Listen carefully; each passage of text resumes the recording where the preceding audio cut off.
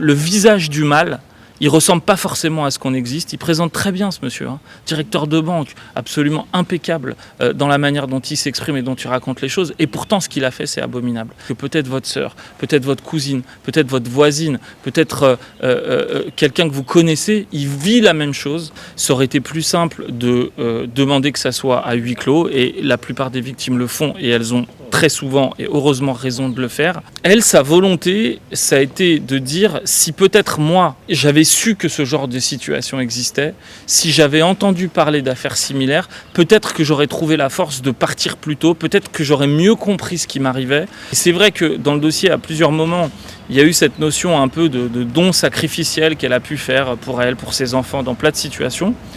Moi, j'ai un peu le sentiment que c'est ce qu'elle fait là. Je crois qu'on a tous vu qu'à cette audience, ce qui s'est passé, ça va être utile, ça va être édifiant. J'espère qu'il y a beaucoup de gens qui entendront ce qu'on a dit sur la perversion, sur les sadiques, sur la notion d'emprise, sur le contrôle coercitif. C'est très difficile, voire impossible de s'en rendre compte, mais que maintenant, peut-être de manière publique, ont été exprimées les clés qui permettent de mieux comprendre ces situations-là et pour tout à chacun de se faire une meilleure idée des mécanismes qui conduisent à l'horreur.